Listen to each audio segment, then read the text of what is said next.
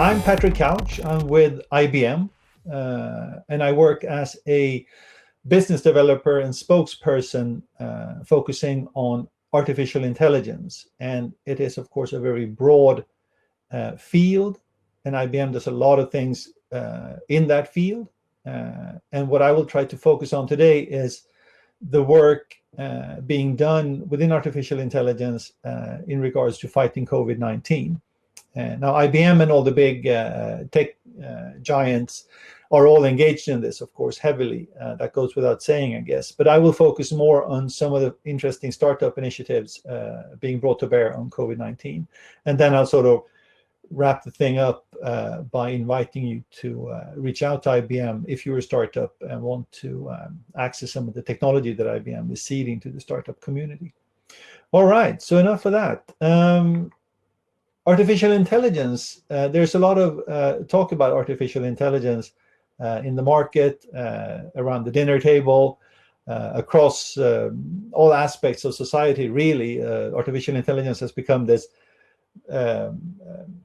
cross-domain phenomenon that is of interest to a lot of people. But it is still so that defining what artificial intelligence really is somewhat difficult. And there was just recently, end of last year, I think it was, an article published in the Journal of Artificial General Intelligence discussing the very definition of artificial intelligence as such.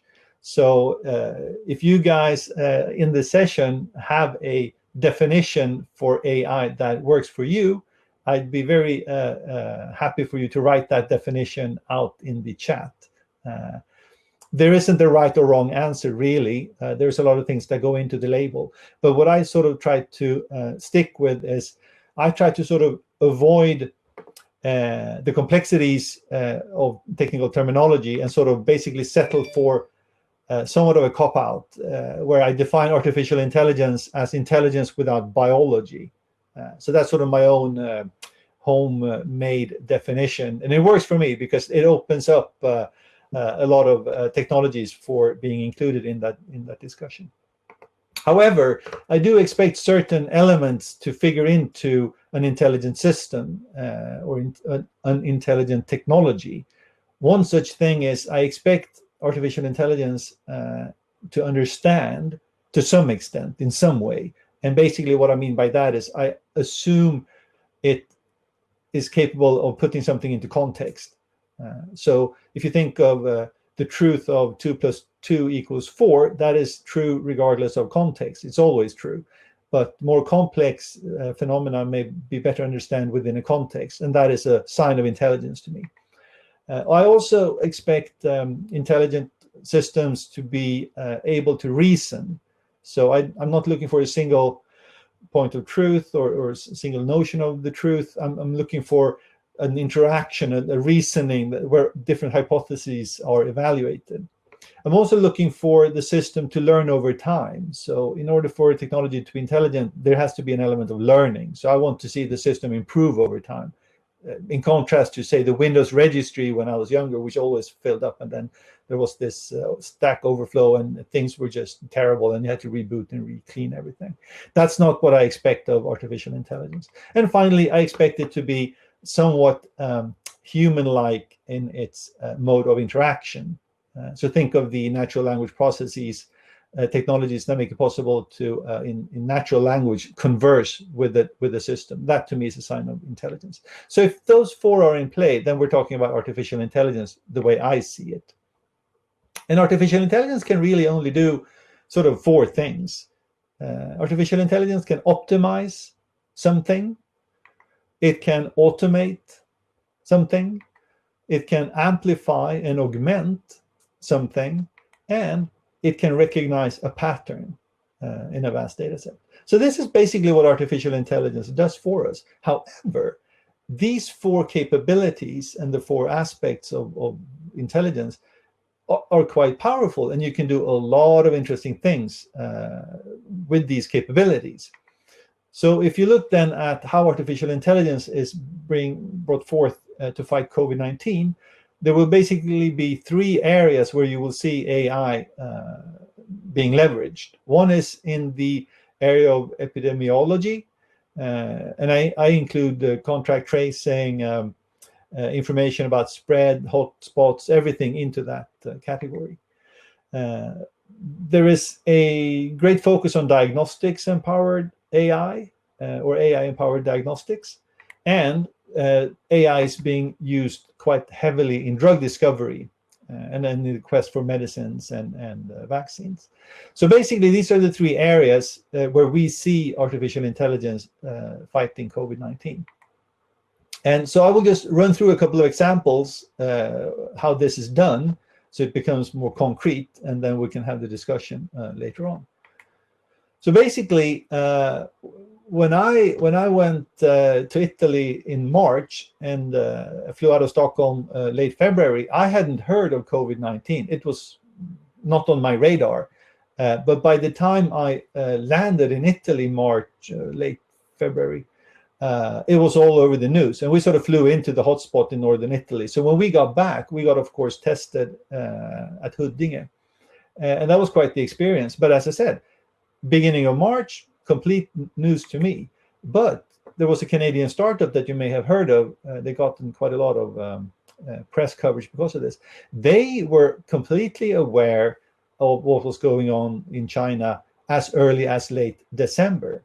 So this Canadian startup, using their AI solution for disease tracking, managed to identify the presence of the outbreak in Wuhan even before the World Health Organization did so.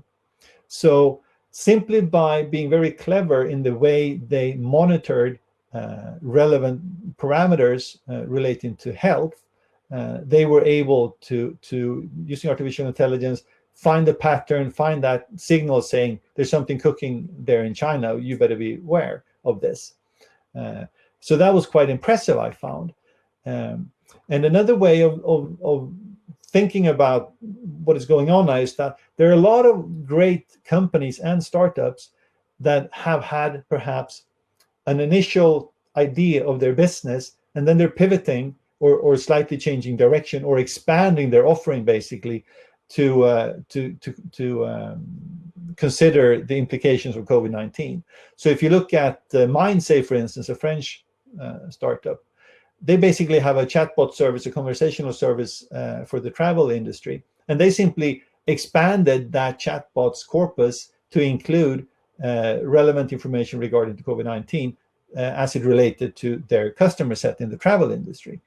And then, of course, I mean, if you have that already established presence in your offering, then why not expand into COVID-19 mitigation? So it makes perfect sense.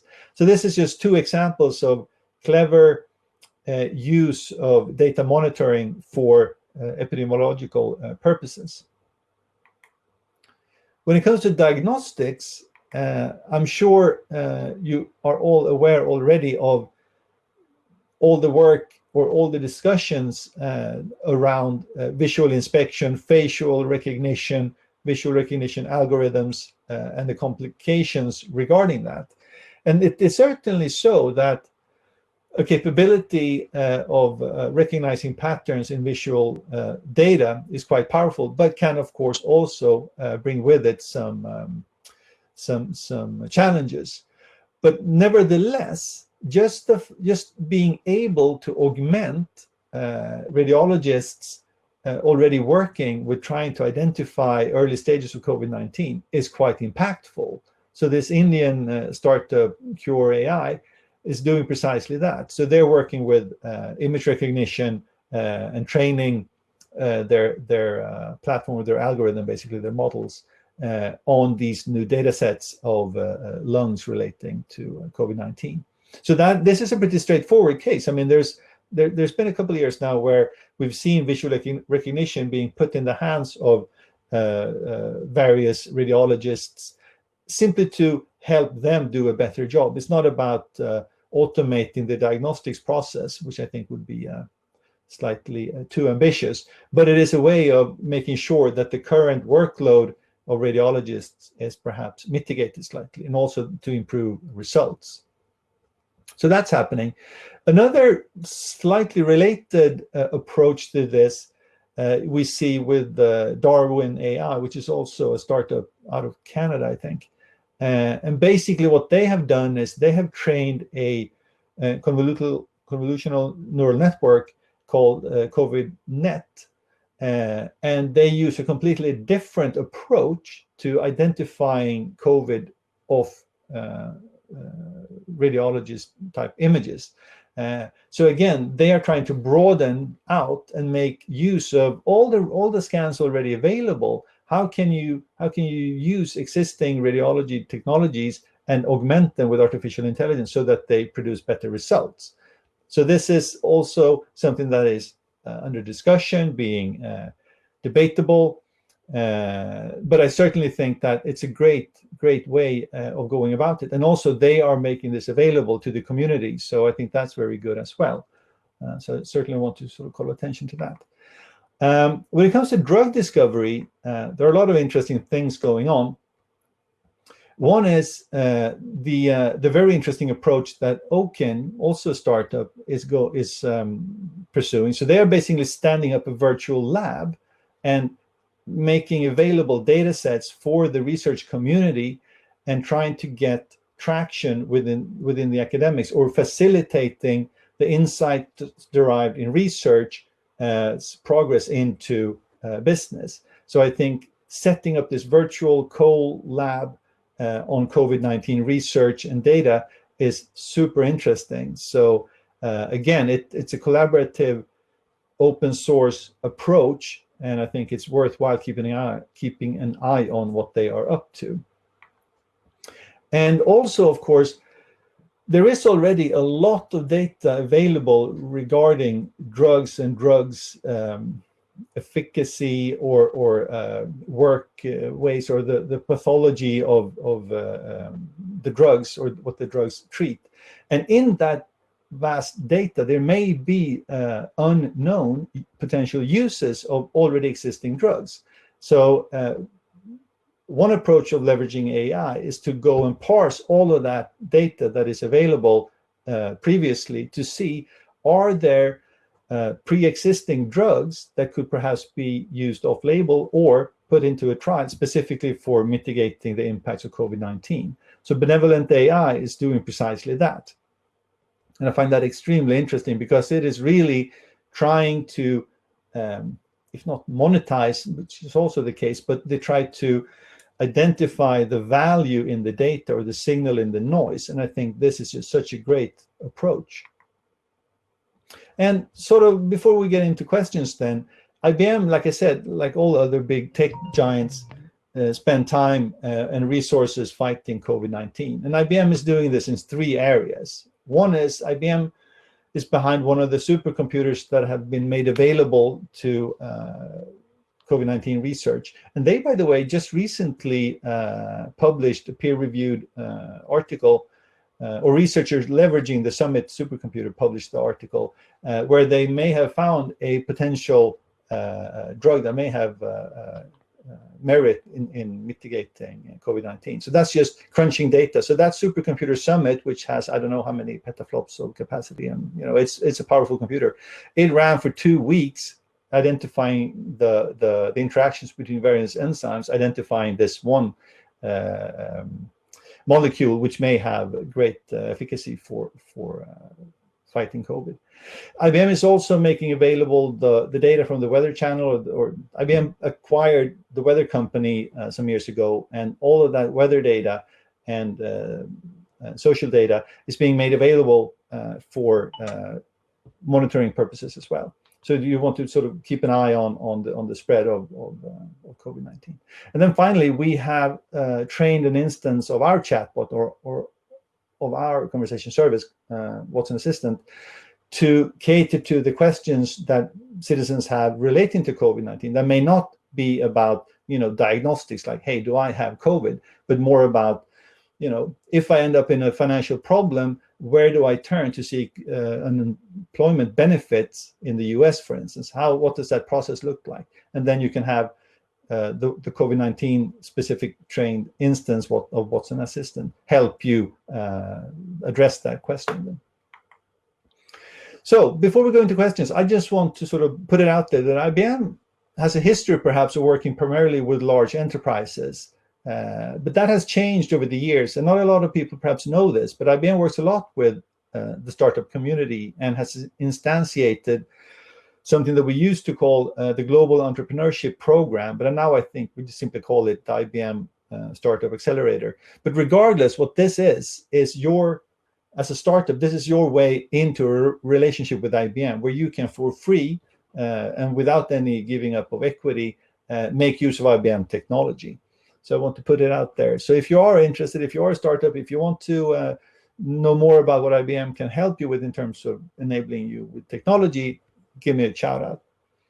And if you want to read more about what's cooking with artificial intelligence fighting COVID-19, and if you read Swedish, or if you're good at making use of some of the translation services, you can read my blog post that I posted earlier this year when I got back from Italy on artificial intelligence fighting COVID-19. So I think with that, my 15 minutes are up. So I figure we simply open up the chat or the session for questions, if there are any. So hit me. What's happening?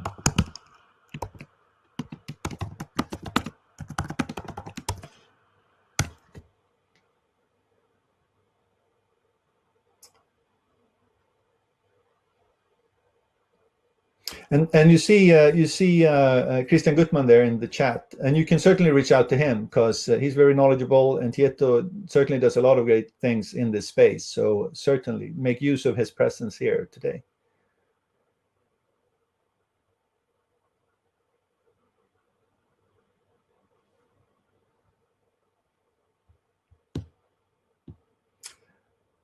All right. So there are people in the chat. There are people in the session, but I don't know if there are any questions. I am certainly available. I'll be here for. All right, great. So now you have in the chat, you have Frode, a colleague of mine, who's actually much more knowledgeable when it comes to how to make use of IBM if you're a startup, because that's basically his day job, and it's just my desired day job. I do other things. So you see Frode there in the chat, so you can reach out to him if you're curious about startup, if you're a startup and want to work with IBM or some of the technology anyway.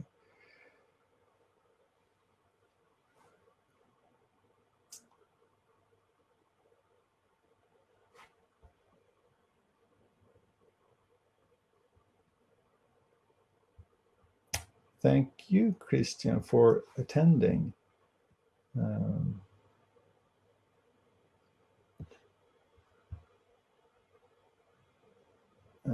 So there's a question from Magnus. Last years, there have been some concerns regarding AI and what will come. What do you say? Well, I guess this is a question relating to the digital future we are creating for ourselves, and some of the implications of more and more powerful technologies. If not, then protest in the chat. But basically, my view is, when it comes to the question of the artificial general intelligence or the strong intelligence or the Terminator type autonomous thinking AI, I think that's something for the future and for futurists to discuss. It is certainly interesting to listen to some of these great minds talking about what will be the future of humanity in 200 years or something like that. I don't really have a strong position on that. However, if you look at more near-term concerns, there are many challenges for AI to be providing value in a safe and understandable way. And one is we need to establish explainability. So we need to make sure that we maintain control of technology through understanding.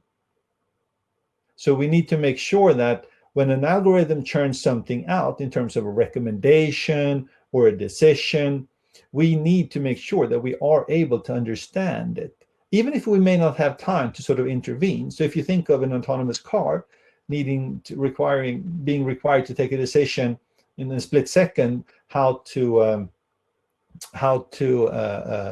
drive, then it won't be able to just propose a recommended way forward to the driver and say, hey, perhaps you should avoid hitting the child over there and instead hit the old lady over there.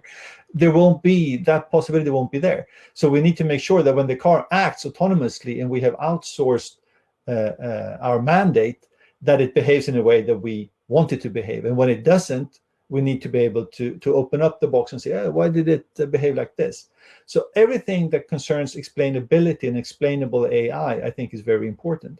And like Frode says in the chat, when it comes to IBM has stood up a technology called Watson OpenScale, which purpose is to make possible precisely the understanding of what AI does, and especially in the sense of bias buildup and monitoring all of that. Or if you put a model in production, over time, perhaps the context in which it acts changes. So you need to perhaps also change the way the model is trained and then behaves.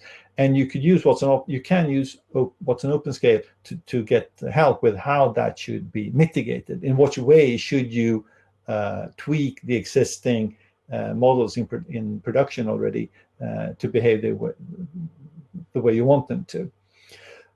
So I hope that sort of answers your question in part, Magnus. I do think that it's a very, thank you. I do think that the one macro trend that I'm most sort of comfortable with is digitalization. It's a bit boring perhaps, but I think that really encapsulates our time and where we're heading. So I think if you put the time machine on digitalization and you fast forward 10, 20 years, I think there will be a tremendously different world than the one we live in today. I mean, just think, what will the world look like in 3 American elections, like 12 years or so? I mean, it's going to be very different. And I think digitalization and technology will factor into that. I don't think we will have self-driving cars in 10 years driving around our cities unchecked.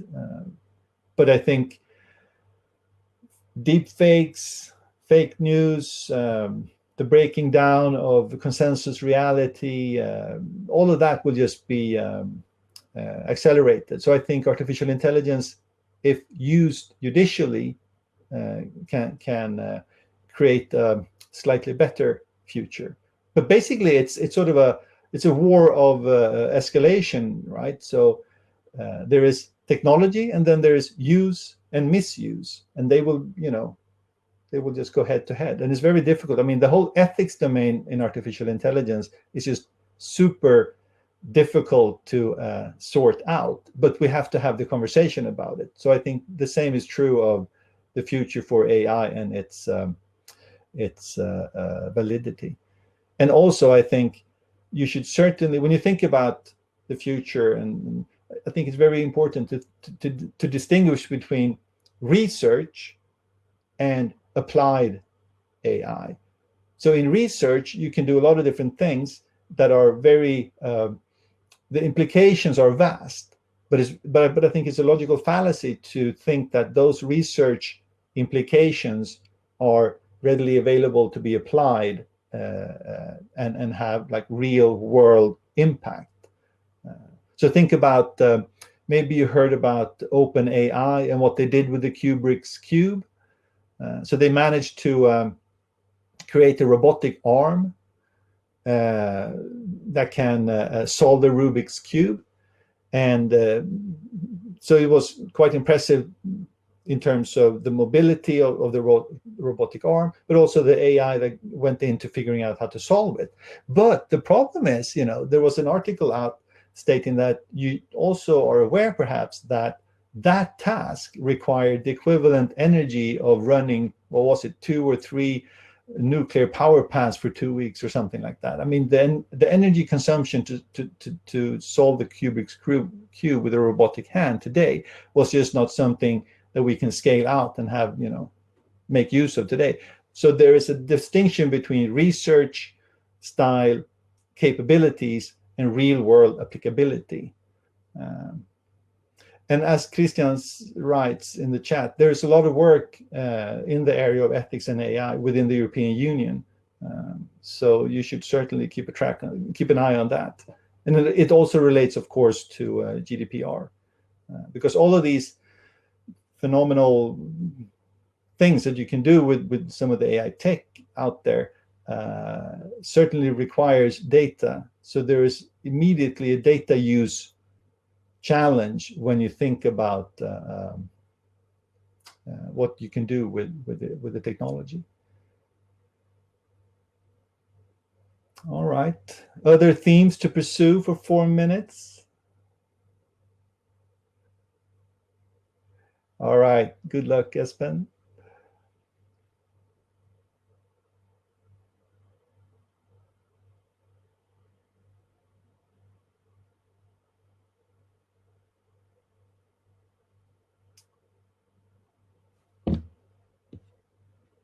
All right, so there are still people in the session. If you have any questions, ping or chat.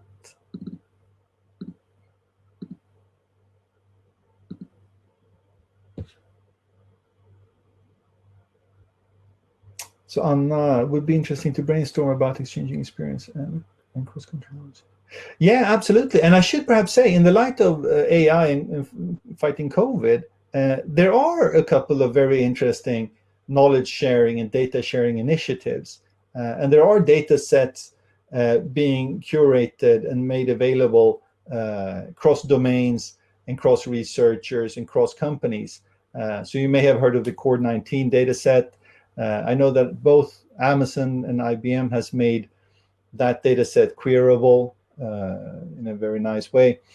And like I mentioned, the Okin Studio is one of those initiatives trying to actually make real the idea of test beds and figuring out a way to balance proprietary need for return on investments and open source benefits.